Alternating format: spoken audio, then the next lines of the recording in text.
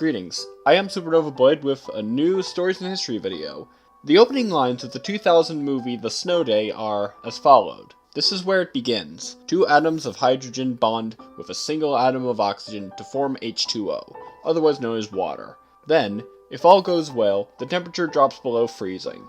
The water crystallizes, and a brilliant thing happens. If you ask me, the miracle's in how each snowflake is perfectly formed. The real miracle is what can happen afterwards. It's called a snow day.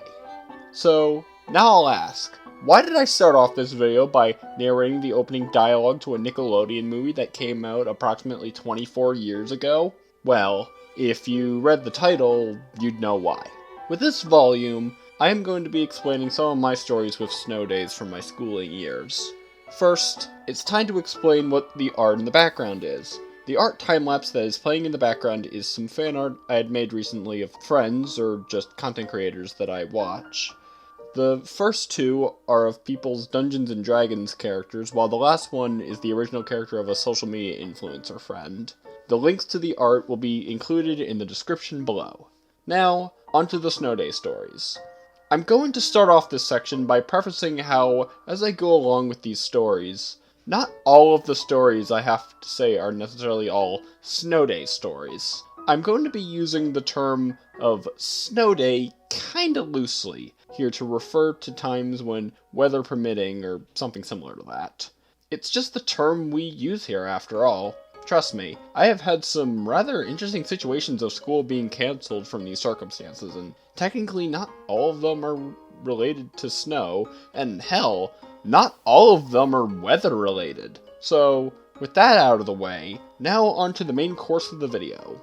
Without saying where I'm from to avoid doxing myself or something, which is also kind of weird since I said what state I was in the last volume, I can say that the state I come from is not a state that gets astronomical amounts of snow on a yearly basis, but sometimes we can get some heavy amounts of snow and very frigid and chilly temperatures. However, there are two times I can confirm experiencing a blizzard. The first was when I was in elementary school, and the second was when I was in middle school. According to Wikipedia, which is a very credible source for this information, I'm only being half sarcastic. From what I hear, Wikipedia isn't as horrible as a source as many teachers make it seem, but I'm going to get way too off topic if I talk about that. The first of these happened in February of 2010 when I was pretty young. So young, in fact, that I legit could hardly remember anything I did during the time. The only thing I can vaguely remember is something that I can't even remember if it happened in either 2010 or just some other time we got snow. But what I do remember is that for some strange reason, my sister, who was still at a private Catholic school, had a rather interesting homework assignment. What was this assignment, you might ask? Make a snow angel. That was the homework assignment. I am not joking. Why couldn't I get such silly homework assignments? Like, what the hell, public school system? So what I'm going to say here for the rest of the topic of the blizzard of 2010 is that I don't remember much because of how young I was. Even ever since I was young, I was mostly the type of person who would try their best to stay inside where there was heat rather than go outside enjoying the snowfall. So let me tell ya, it wouldn't take me long for me to lose my infinite childlike joy of the snow, and instead see it as many adults do, with the whole, "Oh, it's snowing again, damn it, now I have to clean off the car again!" I will say with certainty that cleaning snow off the car is a huge pain in the ass every time it happens. Anyway, onto the other time I was caught in the middle of a blizzard. The other blizzard I was in was the 2016 blizzard, which, according to the research I did for this video, someone in my home state legitimately died in this blizzard from his snowplow getting stranded and him dying from the cold or something along those lines. I don't know the full details, and I don't want to say things that might run me the risk of doxing myself or anything like that, and I also might be claiming false statements, so I'm gonna avoid doing that. I don't have the large amount of memories of this blizzard either because it was over 8 years ago. My middle school experience was, for lack of better terms, a huge clutter of shittiness that includes parts I'd rather forget, or were just so god-awfully shitty that it all blends in. The main thing I remember from this blizzard was having at least 5 to 7 snow days in a row. What I did on those snow days, who the hell knows? It wasn't something I remember for the most part. Except for one thing. That in particular was just going to the movie theater that was 5 minutes away and watching Star Wars The Force Awakens. Now, I know how much flack the sequel trilogy gets, and I will say, they're not good. But I will say that I have seen worse movies in my days. I honestly found the Star Wars sequel trilogy very forgettable for the most part, and it's nowhere as good as the original trilogy, other than that the sequel trilogy's story kind of sucked. But honestly, most people are going to say that. Also, the major character death in it, I was already spoiled about it before seeing the movie. Other than that, there isn't really much I remember about the blizzards I had lived through. I feel as if I would have more memories of such things if I lived through more than 2, but whatever. I only get them once in a while, so what can I say? Now, before I go on to the next parts of the video about snow days, I just want to say this message. As I would get older, it wouldn't take me long to find out that snow days in public school basically came at a price. It didn't take me long to find out that every time there was a snow day in the public school system, new days would be added at the end of the year and thus shorten the summer break for us. Some years, this would happen so often that we wouldn't even get out of school until the 3rd or 4th week of June. One I remember most prominently is my 2nd grade year versus my 3rd grade year. When I was in 2nd grade, we had several snow days. I don't remember how many, but I remember there were quite a few. When I was in 3rd grade, on the other hand, we didn't have a single snow day, and there was an almost 2-week longer school year in the former than in the latter. So that is to say that these snow days can add up. Once I got to high school, since I went to a private high school, snow days happened, we were just like, well, time to readjust the lesson plans. Another thing is that ever since I was young, I've always been the type of person to know ahead of time whether we were going to have snow days or 2-hour delays or whatever. Quite simply, I would just get up really early in the morning if I saw snow or knew there was going to be snow, and I would turn on the TV in the living room with almost no light around me and turn on the local Fox station and wait for my county to be on the delays was to see if we had a delay or closure. I did this for as many occasions as I could. So, with the several beats I may have from time to time with Fox as a company, I can't deny it, they really helped me with checking delays and closures, and I'm glad it was effective for me. Now, here is one more thing I would like to talk about. In the modern era, many counties across the country are nowadays starting to ditch snow days for virtual learning days, where the classes will still meet at their normal times over an electronic device and do all their work from there. And I'm gonna say, I'm not a fan of counties doing that. The truth is, who is? It's kinda dumb if you ask me, but that's probably because I don't think doing everything virtually really works, per se. That's probably why I hated Spring 2020, and having to do everything virtually. Such a pain in the ass, and just something wasn't quite right. That, and that we couldn't do shit that spring, other than just stay at home. No Easter celebrations, hardly a Mother's Day celebration, or whatever happened.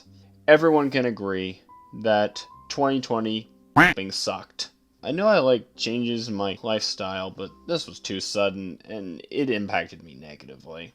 Anyway, now that small tangent is out of the way, back to snow days. I would say that I have been pretty lucky to go to educational establishments that are basically like, turning every single snow day into a digital learning day is stupid. Every so often, when it is most suitable, you'll get a snow day. No work that day. Have fun. Which I am grateful for. However, some establishments are unfortunately not that generous, so I take these opportunities I do get to heart. While they're on my mind, I might as well talk about the time it happened in my final year of high school. I know I mentioned at the beginning of this video that when I had a snow day, I usually stayed where it was warm, but there were actually some times when I actually did go outside in the snow and went out for walks despite the snow. I only did this every so often, so there aren't going to be much stories about them, and some weren't even that memorable or eventful in any way. The first time I tried doing that was in my first year of high school. I kept things simple. I just walked near a lake that was walking distance from my house. Nothing too extreme. Until one day, I noticed something that looked a little stranger than usual. I went over to investigate the frozen lake that stood before me, covered in snow, 2 layers of cold on top of the other. And what did I see? I saw, what else, but a plastic bag frozen underneath the ice. Do you want to see a picture of this plastic bag buried beneath the ice? Well, here you go. I had to dig through several old Instagram posts to find this picture, but there it is. Quality sucks, but here's the plastic bag in the lake, stuck underneath the bed of ice that covered the lake in all its glory. Yeah, pollution! I have quite a few of these pictures of pollution in my photo gallery. I like taking pictures of whatever's around me, and sometimes the photos are trash. Quite literally. The other walk I went on in the snow occurred on a weekend, but it also happened the day before one of the snow days I had in the virtual age. But there's still so much in my memory about this, and I am going to share it while the memories are still evidently in my brain. It was a quiet Sunday morning in late January. The snow flutters in the air, the grounds are white in the beds that have fallen. The whitest of snow. Not the dirty brown snow that comes after erosion and other weather hinders upon it. Most people did what I would usually do and stayed home, keeping themselves warm in their warm, heated houses. Complete with hot cocoa, sitting by a fireplace. Probably not. I don't know, there's a lot of people in my town who still use fireplaces. But I wandered out in this winter wonderland with glee and wonder as the flakes fluttered about, listening to my music and walking down the hills through the path in the woods to where? Not to Grandma's house. This is not some silly fairy tale. I'm just walking to a school. Not even a school I went to. Just another school in the county that was about a mile or so away. While I was taking this walk, I didn't see many people, but from what I was able to see, there were a few other people around taking their own strolls in the snow. I saw a few people walking their dogs. Some went running in the frigid temperatures. Oddly enough, I even saw a few families sledding or maybe having snowball fights. I used to do that when I was younger, but I accidentally hit my brother in the face that one time when I was 4. Sorry about that. However, there was one person who I saw in this walk who stood out from the rest. And I must confess, this is probably going to turn into another rant, but I just have to get this out of my system. I didn't say this to them because I was minding my own business and, well, not being a nuisance, but I was pretty tempted to just ask them, are you crazy? Like, seriously, I am convinced some people are absolutely crazy, especially these people. This man, he was one of those people. Those people who walked out in the snow in a short sleeve shirt and shorts to go out for a jog.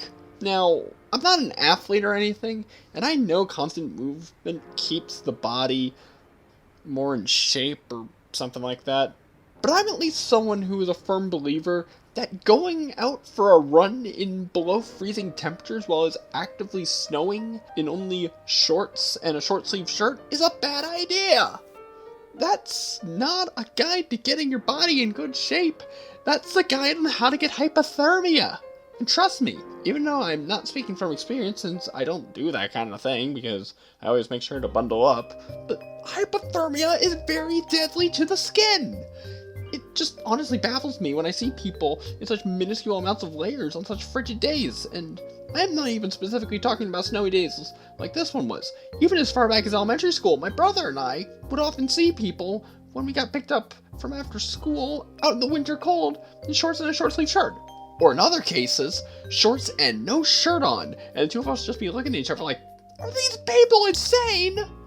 Which, I don't care what anyone says, the answer is yes, they are insane. Even well after a decade of this, I still make these claims today.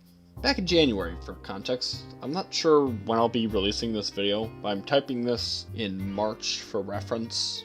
I had a conversation about this to a friend in a Discord server I am in, and they were just as baffled about it as I was. Hell, I even looked at their messages while I was typing the script, and what they said about the whole thing is almost identical to the things I just said earlier in the video. Nevertheless, now that my small rant about people not dressing for the weather is done, let's get back to discussing the walk itself. There wasn't really much that I remembered that I haven't already mentioned. I just got home, and my mother greeted me with warm buttered muffins and hot chocolate. Back home in the heat. That's basically the end of the story. Now, for the basically two final stories about snow days, these both happened in my sophomore years, and there isn't really much of a story attached to them, but they were memorable because of how they just kind of happened. Let me set the stage here. It's the middle of November, and I hear that I have a 2-hour delay from school. At this point, I was like, yeah, I know the drill at this point. I will just not set my alarm for the morning and let the sun wake me up. Again, I'm one of those people who has the lifestyle of, hey, the sun is up, and that means you're up. But what it would also mean is I had time to use my tablet with plenty of time to spare, and hell, even have a good breakfast. And by good breakfast, I mean toast, but that's beside the point. If I recall, I mentioned in the last Stories of History video that my father was a faculty member at the high school I went to. So for most of my time at high school, I got almost all my trips to and from the school from him, and this was no exception. So, since the school day was starting around 10 a.m. instead of 8 a.m., we left about 2 hours later.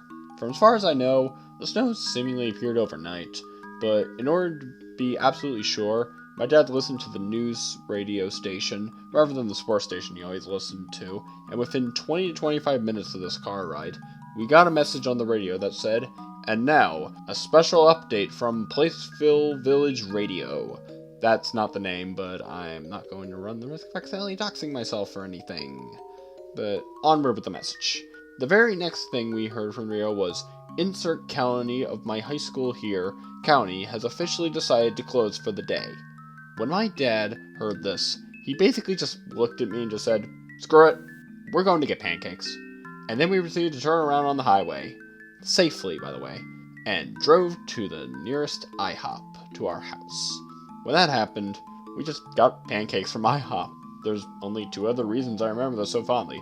First of all, the snow and ice was so slippery that I legitimately slid to the restaurant without moving, but also, I was still technically wearing my school uniform and it kinda showed. So basically, moral of the story of this fun little incident, don't wear a pair of Sperry's in snow and ice. That is the one thing I can speak from experience regarding. It's like that scene from Love Live Sunshine when Yoshiko slips and falls on the ice, since she's wearing her uniform shoes rather than the snow boots that the other main characters are wearing. Also, I'm not a very anti-Sperry's person, but I can say from wearing them for 4 years, they really messed up my posture. Anyway, now for the second other reason why I remember this trip to IHOP. It was because of the movie tie-in at the time. What movie? Illumination's The Grinch. It was when the green Grinch pancakes were available for purchase. Wanna see? Here you go. I didn't order them, my dad didn't either, but that was what they looked like. I don't know how they tasted like, but if I were to guess, I'd probably guess like mint or something else. And just kidding, I actually looked it up, and according to Taste of the Frontier, these themed pancakes taste like any other delicious pancake on their own. However, they're made extra sweet by topping them with a sweet cream cheese icing, green whipped cream, and red heart sprinkles. Now for the other story, which happened about 2 months later. And there was way less of a story than the previous one. The main thing that made this so memorable was actually the whole week. There was just an on and off snowfall the whole week, and it was honestly one of the weirdest school weeks weather-wise that I've ever had. Let me set the stage with the knowledge of it from what I can remember. The Monday of the week was the normal day. No snow, no strange cancellations, none of that. The only thing I remember about that day was going to the first rehearsal of what would become the spring musical, and I don't remember anything else about it other than that it was in the Black Box Theater at the school, and I was just sitting there. The Tuesday of the first day of the week was where it snowed first.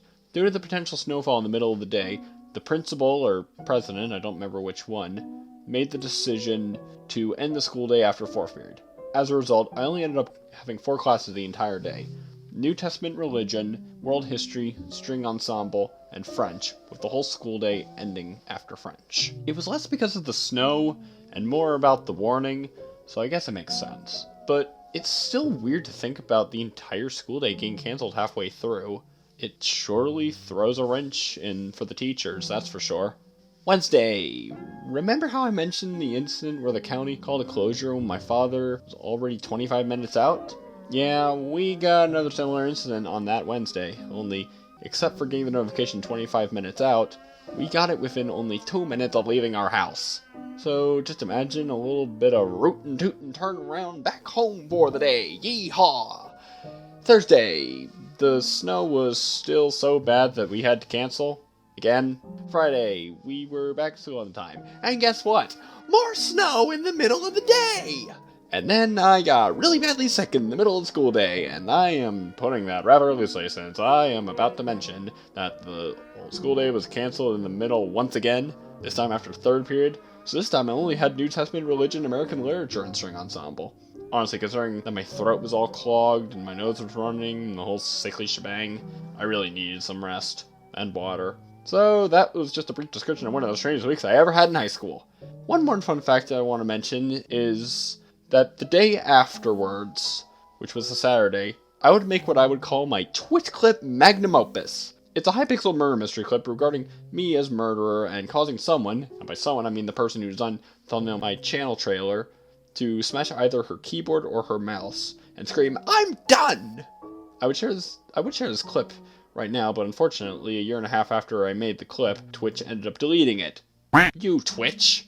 Anyway, back on topic. Now that my tangent is out of my system. Now, remember how I mentioned at the beginning of the video how I was going to be using the term snow day very loosely since not every story I was going to tell was necessarily a snow day per se? Well, it's time to talk about the snow days that were more just cancellations by other weather events and other circumstances. Let's start off with the most normal of them, the ice day. I remember nothing about it other than the fact that it happened, in all honesty. I mean, it's because it's how dangerous the commutes would have been. Moving on, the wind day. Yes, I once had school get canceled because it was too windy, but it was because the winds were hurricane-style winds. So it would have, again, been too dangerous to go out on the roads. And here's the thing. I have never lived anywhere that gets a lot of hurricanes or tornadoes or whatever, so I don't really think I can be a good judge for strong winds. But when it's a nice gentle breeze, I honestly think it's very calming and magical. Providing it's not raining at the same time, then it becomes annoying and frustrating to deal with, especially as someone whose umbra always turns inside out from the faintest of breezes. Kind of reminds me of something my uncle said about how underweight I was when I was younger. So I went to Chicago, you'd get blown away for being so skinny, he said. Which, first of all, no. Second of all, when I did go to Chicago this past February, I can confirm that I never, in my entire trip, got blown away. Can't confirm. And now, for what is possibly my favorite story to look back on and talk about because of how the events played out. Let me start from the beginning of the story. It was a Friday morning, and I woke up to my alarm. Got up, made my bed, took my shower, got dressed, whole shebang. My father did the same and got ready at a reasonable time alongside me. We left the house about 40 minutes after I woke up, ready to get through just one more day before the weekend that stood before us. The commute was much easier to get through since so many people take the Friday off from work or work from home or whatever. I go over to my locker while my father went to the bathroom to wash out his coffee cup at the staff bathroom, and when he goes in there, something is off. He gets the lid off the coffee tumbler and starts to turn the faucet to wash it out with the water. That's when he realized that there was no water coming out of the faucet. Because coffee kind of makes you pee, or at least that's what I've been told. Since I'm not a coffee drinker, I also feel as if I can't speak much about this. He also went to pee, and when he flushed the toilet, nothing happened. Confused, he exits the bathroom and calls me over and asks, "Hey, can you go into the bathroom," which was right across from my locker, "and try turning on the faucet to the sink and try flushing the toilets?" So I walked in and turned every faucet in the bathroom and flushed several toilets. No water came out from anything at all. Nothing. Zilch. Nada. Not even a drip. I told my dad, yeah, nothing here either.